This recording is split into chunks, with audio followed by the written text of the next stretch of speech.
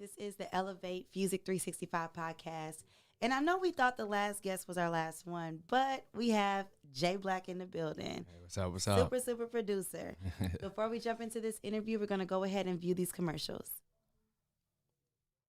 Pushing the gas and along with the pedal. We not the same, we on different levels. You say the same, but yo, I cannot settle. I'm bringing the bass and you bringing the treble. Pushing the gas and along with the pedal. We not the same, we on different levels. You say the same, but yo, I cannot settle. I'm bringing the bass.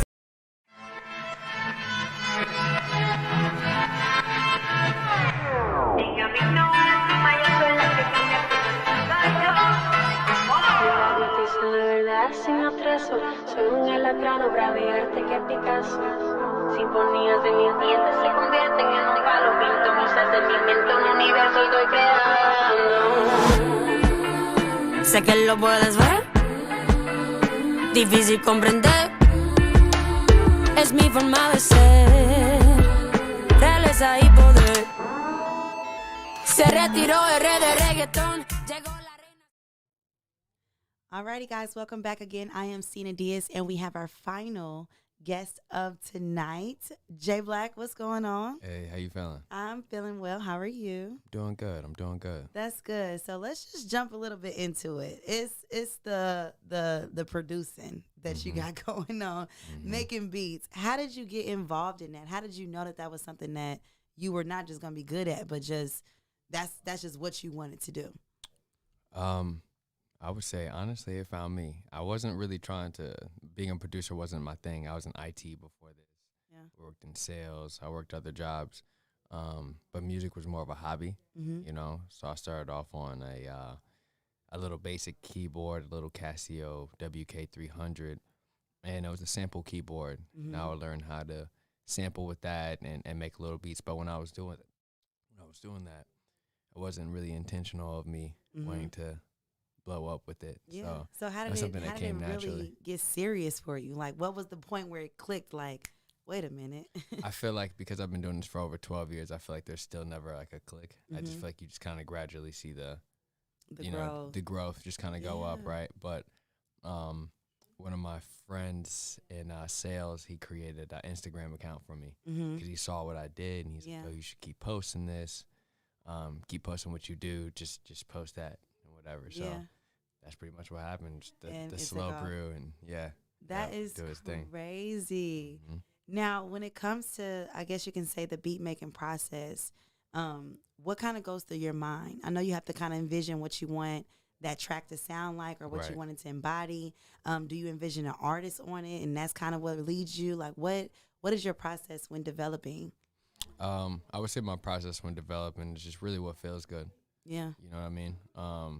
I was talking to one of the guys today. It's really a rhythm thing. I'm not really a musical theorist, or, you know, knowing all my notes and everything like that. Yeah. But I know what makes people bounce and what feel good. Right? Exactly. And I feel like that's kind of power in itself, which is kind of underestimated. But that's exactly exactly how I go for it. Yeah. Do you have anybody that what would be a dream artist that you wanted to do a beat for, or a soundtrack for, or any producer? Who do you want to work with? Who do I want to work with? I don't know. You know, I guess I'm an all spiritual person. I really haven't really found exactly who I want to work with yet. Maybe because who I want to work with probably won't even be somebody of big stature, somebody who I want to really connect with. You know what I mean? Absolutely. Yeah, it doesn't have to be a celebrity or anybody, just somebody that you feel is dope and can match, right? You know, what you have to offer. Yeah. Yeah. So also when I made beats too, I made beats for me. You know? Yeah. So artists kind of came last to me. Yeah. So when I make beats, I make them like I said, just to feel good. Yeah. And then I think about the artist part later, if I even think about the artist part. You think about it. Okay. I've never met a producer that's different. Yeah. Like you're making a beat for you. Like, do you rap or anything, or no? No, I mean, I play around, but nothing serious. But nothing. So you making this strictly off of feel good music and or how it makes you feel, and then thinking of whatever after. Yeah. Wow. So that is different. You know, growing up, my parents were definitely very strict on what I was listening to. And I got to a point where I was like, man, I'm just gonna listen to instrumentals. Yeah. So I always got hooked on I can just listen to instrumentals by itself. So So if I'm able to make a beat without an artist on there just as good, That's what works for you. Yeah. Absolutely. Okay, so you are in Atlanta, right? Okay. I heard that you have a little, and I hate saying little in front of people's stuff. I heard that you have a big transition as far as you starting to open up an academy, or that is open. Yeah. What was the process of that, and how does that look? I know that's something that's pretty major, especially, you said you came from IT. This is not where you saw yourself going, but it's kind of just happening for you. Right. So what, how, when, the 5 W's? It happened about 2 years ago when I moved back to Atlanta. From? I was living in Virginia for a little bit. Okay. Yeah, but I was born in Atlanta. Okay.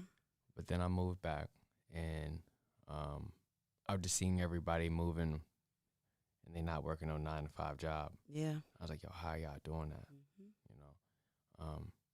So I even told my dad, I was like, yo, Dad, I gotta struggle for a little bit. Like, I gotta find a hustle.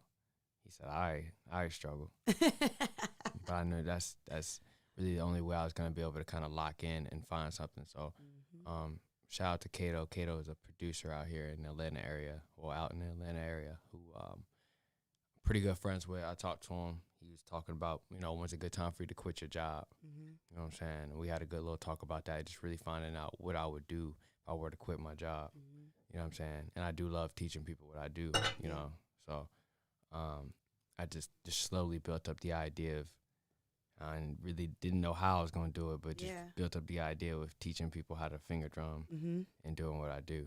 So Right. So kind of explain to people what finger drumming is. Because I think if you aren't in the industry or that realm, you probably just going to think, right.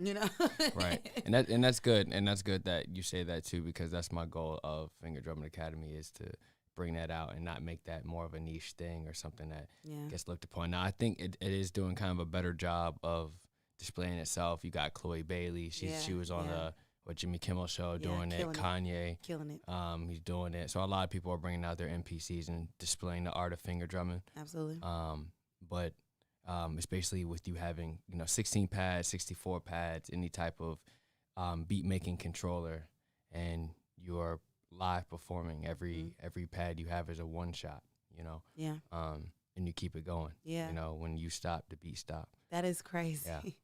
Yeah. That is talent. That is talent. Like, you're literally making a beat on wherever you are. Yeah. That's what it looks like for you. Yeah. So as far as the teaching process, and I don't want to give away all the sauce, but enough to get people, like, dang, I never even thought that was a thing. Right.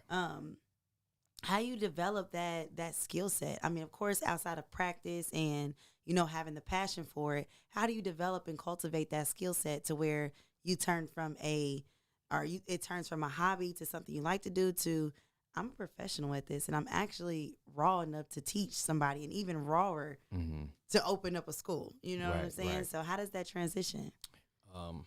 The transition, I think, is pretty easy, just for the simple fact that I was a lunch table kid, and I feel like everybody is at some point. Yeah, Everybody makes absolutely. beats with their hands. Especially with grinding. Yeah, right. Everybody, right? It didn't matter who you were. Right. So it's still that same type of element.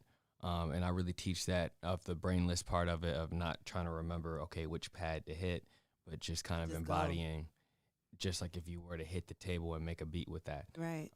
So it's very, very much the same thing. And then going to the teaching aspect of it, you do it enough times. Even starting off, I wasn't probably the best teacher, but that only made me stronger as a teacher. Right. You know what I'm saying? So now it's like, really can't take it. There's no school. Who's going to teach me finger drumming? So I had to really kind of figure out a curriculum, and I took a couple courses on just teaching by itself, because you can be really good at something, but getting somebody to retain the information and actually that you teaching is a whole different ballpark, right? So you have to learn different people, different personalities and stuff like that. So just over the time, it built up. Absolutely. So what would you say is the major differences between using something like Fruit Loops, or as opposed to finger drumming? Like, what is the difference? Because it's almost the same process, as I can see, kind of, but I'm also not a musician either. So what is the similarities and differences, and then are there pros and cons to both, when, I guess, dealing with the industry? Really not. At the end of the day, whatever your DAW of choice, your weapon of choice, whatever you use to make beats is whatever you use. But there's more of a physical embodiment with actually tapping it out, right? Versus FL, you're kind of just kind of clicking stuff in. And to each his own with that. That's not really the way I can really embody it. You know what I mean? Kind of typing it in. Yeah. I need to actually feel what's going on. Right. Yeah. So that will be, I mean, I think that's a dramatic difference from that. Yeah. Because I mean, I have all the DAWs. I have all of them. I tried FL. Yeah. You know. Dope. That's dope. So when thinking about, or not even that wasn't my question. Do you play any other instruments? I play the keyboard, the drums. That's about it. Do you think that those played a major part in it? And if they wanted to get into finger drumming, would they need to have any type of prior experience to an instrument, and more specifically a keyboard or a drum? Or is that just kind of what your path was? That's more what my path was, but I feel like you should be rhythmically inclined. That's one thing I definitely did learn about that, because I did make it a challenge where I was like, well, I can teach anybody. Well, I was like, I can teach anybody. Yeah. But you do have to have a little bit of rhythm. Yeah, you know absolutely. Yeah. So, know how to play a tambourine on beat. Something. If you can do that, you're in good shape. Then you're good. Yeah. So do you have any things that you're working on for the future, or any major plans or any plans at all regarding either your academy or just you specifically, any performances? What's going on in J Black's world? Well, definitely the academy is pushing that and making that more of a live thing. So currently right now it's one-on-one classes. So you would go to the website, we'd have a Zoom class. I have the whole overhead system camera, something like this with the black magic switcher. And they'll be able to hear and see everything that's going on. So you can follow along and, kind of just do a one-on-one class there. But now it really kicked off in 2020 just because of everything that was going on. The pandemic. And, right. So now that everybody's back outside, I want to start doing more workshop classes where it's more in person or having more groups. So that's the next goal for Finger Drumming Academy I'm focusing on. Absolutely. I mean, I think it's super dope because, like you said, Chloe Bailey, I've seen hers, and Kanye even has the it almost looks like an echo. You know what I'm talking about? That kind of produces it. Is that like for people that aren't trying to get into it, but it's a little bit, because you can do like just the ad libs, you can do just the vocals, you can do just the instrumental. Do you think that's something that people interested in finger drumming should probably like latch on to? Or I wouldn't say if you're trying to finger drum, not necessarily, but it is a cool little device though. Yeah. I like it. Yeah, no, it's cool. I like it. Yeah. Have you produced for anybody that's mainstream? 2 Chainz, The Game, West Side. And I have a couple other ones that just, sometimes they, Yeah. Yeah. No, I got it. Sometimes they don't go through all the way. Right. Yeah. So what is your ultimate goal, not just with the academy, but just for your brand itself? Because you could be almost considered a performer, you know what I'm saying, alongside a producer, since you're actually, doing it. So what would be your long-term goals regarding, your academy and just performing, period? So my long-term goals is mostly straight to the academy. I want to grow it by adding more teachers. So, which I do. I have 2 or 3 teachers now involved. But my thing is to actually have this as a curriculum that I can push in Berkeley. Or, I've been in the Apollo, so I have my lessons going through the Apollo. Just get a curriculum going through the school where I can just kind of sell the curriculum and chill. Absolutely. You know what I mean? Yeah. For the performance part of it, I'm still young. I'm on my way to turn 30, but I understand that that's not something you can do forever. Yeah. And that's also something that, that's something that's, I'm only doing that if I love it, because that's something that's stringent on the body. You feel me? Like that's something that, if I'm coming to perform somewhere, that's taking time versus if I have a curriculum, selling something, I'm chilling back. So I know that. So I don't want to exhaust all my thing trying to perform. And I love touring. Like I've been touring this whole month. Yeah. Where have you been? What was the tour? Well, I've been doing a lot of conferences. Got you. So they had a NAMM that was in Anaheim. So I was in LA for a little bit. Then it's called the Viva Conference in Paris. So I was in Paris for a little bit. Okay. Then I went to Sweetwater, which is a big music distribution company, and they had a big thing there. So I flew out to there, finally came back for a little bit. Yeah. And now you're here. Now I'm here.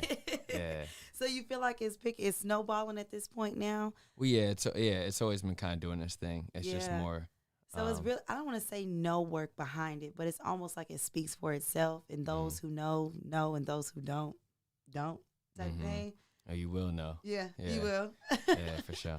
Absolutely. So with developing that curriculum, is there any processes that are kind of different than, I guess you could say, a traditional school? Because with this, it takes a little bit more than just saying, hey, yeah, you could push this button. Is it a different process when creating that curriculum? You would still use the same format of breaking anything down. So if I were to teach you, about combining the kick and the snare together, right, it will be, sublines on, different patterns that we'll work on, finger placement, how you should attack it. There's just different ways just within just pressing the two pads, setting up the pads itself, posture. There's just, things inside of just that. Absolutely. You know what I mean? So absolutely. Yeah. So it basically would be just like curriculum. You know, you have your main and you have your sub right under it. Right, for sure. So you did create the beats for the dancers that they'll be dancing to and performing tomorrow at the Miller at 7 p.m. in Augusta, Georgia. How do you feel? Or I just want to know, since you knew that they were dancing to these said beats, because you said you go based off of feeling, right, and how you feel about the beat. Was it something particular for this project specifically, or was it still just the same? That's how you thought, and then hopefully they do with it whatever they do with it. Nah, when I went to this, I was thinking of I think too, because a lot of them, I think they have like somebody from like Step Up and stuff here. So like when I think of dance and stuff like that, I think of like the old like Missy Elliott and Timberland. Type of Fat Man School, you got served. Exactly. So that's kind of the motivation I went for. Yeah. Okay. Yeah, so I'm excited to. I haven't heard the beats yet, so I know I'm gonna hear them tomorrow. But when I hear them, I'm gonna hopefully. Are you gonna be here tomorrow? I should. Are you okay? Yes. I'm kind of look at you like, okay, I can see where you were going with this. Oh yeah. One. Absolutely. So, do you have any words of encouragement for anybody that's looking to get into not just finger drumming, but producing, or more so on that end of the musicality? Because we've had dancers in here, we've had choreographers in here, instructors. We haven't had anybody on the side of music, just music. You know what I'm saying? And even more specifically, instrumentals. And producing. Any tidbits or anything for someone who wants to get into that realm, not really sure how to, but they're inspired by this. I guess it's the thing that everybody hates hearing is consistency. Yeah. It wasn't a big build; it was a slow build. Yeah. Like I was telling you about, like you can. It's the most cliche. I'm gonna say two cliche things. It's like consistency, and you can do whatever you want. Like you can, if you want to cut grass with clippers and call yourself organic cuts, you can do it because people will buy it because people are like, oh, no gas, and they'll believe it. They'll believe, you know what I mean? And you stay consistent. People see you working, then you'll have a whole field of people cutting grass with scissors. You know what I'm saying? So, it's just that easy. Just like how you're just like, I never really heard of it. It's kind of something new. Yeah. But I live off of this thing. Yeah. You know what I'm saying? This is what's actually making it work for you. Exactly. Yeah. Consistency. A lot of the interviewees or people that have come in today have used consistency as the basis. And so, I mean, of course, we all know that, but I think it's a mental block that kind of stops people from, I can't do this every day, or I don't want to do this every day. You know what I'm saying? So I think it might be dedication too. Would you agree with that? Or Definitely a lot of dedication. Yeah. I just say, like, find what you want to do it for. That's the main thing for me, because I always know for mine is like always that always help people want to see what difference that makes by doing something like that. You know what I mean? And that's what makes me get off. You know what I'm saying? Yeah. Did it start there though, or did it just start with you just saying I like music? And it did naturally without me knowing, because like I said, I wouldn't come in that music for the money. I was working in IT. I had other jobs. I was making money elsewhere. Yeah. So I feel like where things can get a little messy is when you're looking at what you want to do and trying to squeeze money out of it instantly. You know what I mean? That's what's going to kind of get in the way. Yeah. Of the growth, for sure. Yeah, of the growth. But it came to me where it was like I couldn't do it. I couldn't work anymore. Like I had Timberland call my phone like, "Yo, come out, do this," and I was like, "Okay, so this is something that's pulling me. Like, it's not nothing. Yeah, I'm not fighting it. Yeah. So I think that's dope. That's pretty dope. Honestly, I love that you took the time out of your day to come on the podcast and just talk to us a little bit about that development process, about the Finger Drumming Academy, you know, again, and even where you want to take it to. I think it's pretty dope. You have any last words to say to the camera? Are you good? I'm good. You know, if you guys are interested in Finger Drumming Academy, it is fingerdrummingacademy.com. Yes. Make sure you check it out. I'll definitely be taking care of you. Absolutely. This is Beats by J Black, J Black for short, and Black if you're nasty. No, I'm playing. This is the Elevate Fusic365 podcast. I am Christina Diaz. Thank you so much for tuning in. We've had a lot of dope people on the podcast today. J Black, thank you so much. Hey, thank you for having me. I do appreciate it. Appreciate it. Y'all be safe.